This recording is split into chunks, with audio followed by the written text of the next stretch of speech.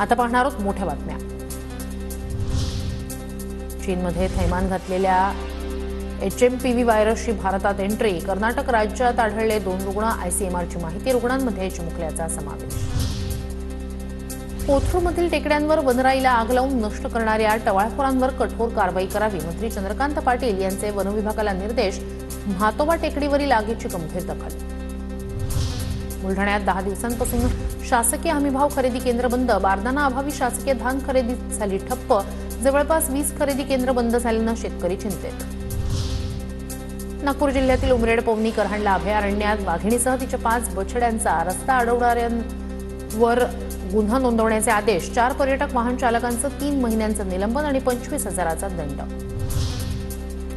आळंदीत 2 अल्पवयीन मुलांवर लैंगिक अत्याचार प्रकरणी तरुणाला अटक। एका संस्थेत पाहुणा म्हणून आलेल्या महेश मिसाळ नावाच्या तरुणाकडून मुलांवर अत्याचार। कोल्हापुरात आजपासून पाणी टंचाईचं संकट। कोल्हापूर शहर आणि उपनगरातील पाणी पुरवठा आज आणि उद्या पूर्णपणे बंद राहणार। पुईखडी सबस्टेशनच्या दुरुस्तीसाठी पाणी पुरवठा बंद। नागपूरच्या 12वीत शिकणाऱ्या सम्यक टेकडेला थेट नासाकडून निमंत्रण। सम्यकनं बनवला जगातील सर्वात लहान सॅटेलाइट। सम्यकच्या सॅटेलाइट डिझाईनची गिनीज बुक ऑफ रेकॉर्डमध्ये नोंद। कुंभमेळ्यासाठी पुण्यातून विशेष ट्रेन सोडणार। 15 जानेवारीला रात्री 10 वाजता ट्रेन सोडण्यात येणार असल्याची माहिती।